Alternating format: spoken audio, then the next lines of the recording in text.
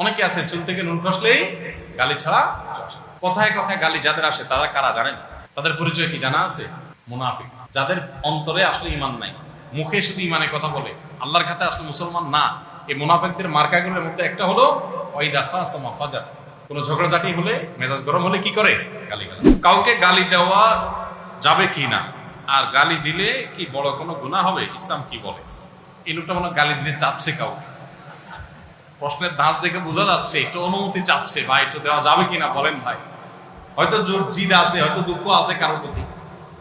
না ভাই, কাউকে গালি দেওয়া জায়েজ নাই। নবী করিম সাল্লাল্লাহু আলাইহি ওয়াসাল্লাম বলেছেন, ইমানদার কখনো গালিবাজ, ইমানদার কখনো অভিসম্পাদকারী, মুখ খারাপকারী, নিচু খারাপ কথা উক্তিকারী, এটা কখনো ইমানদার হতে পারে না।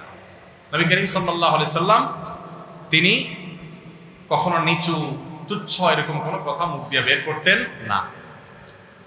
জেদের বশবর্তী হয়ে ঘরের লোকজনকে, অধীনস্থ লোকজনকে, বাহিরে ভেতরে যদি কেউ গালমন্দ করে তাহলে সে ফাসিক, সিবাবুল মুমিনি ফুসুক ওয়া কিতালুহু কুফর। নবী সাল্লাল্লাহু আলাইহি ওয়াসাল্লাম বলেছেন, যে কোনো মুসলমানকে আপনি গালি দিলেন, কটু কথা বললেন, তাহলে এটা গুনাহের কথা, কবিরা গুনাহ হবে। এজন্য গালি দেওয়া, যত জিদ হোক, দুঃখ হোক, কষ্ট হোক, হজম করতে হবে, সবর করতে হবে। জান্নাত তো এমনি এমনি পাবেন না। জান্নাত হলো সবরের ডোর গিলতে হবে। যদি তাকে শাসন করতে হয়, এমন কথা বলবেন যেটা গালি না।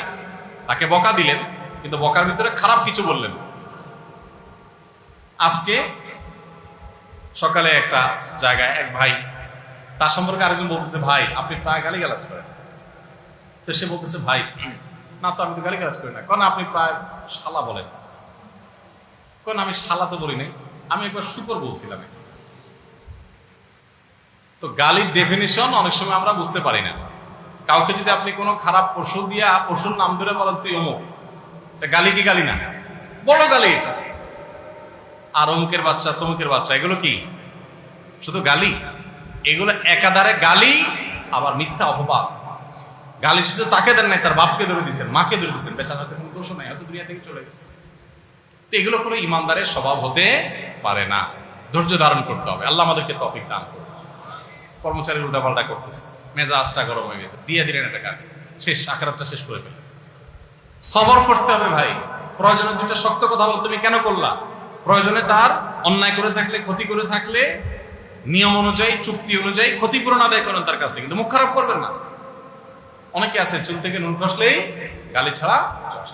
কথায় কথায় গালি যাদের আসে তারা কারা জানেন? তাদের পরিচয় কি জানা আছে? মুনাফিক, যাদের অন্তরে আসলে ইমান নাই, মুখে শুধু ইমানের কথা বলে, আল্লাহর খাতে আসলে মুসলমান না।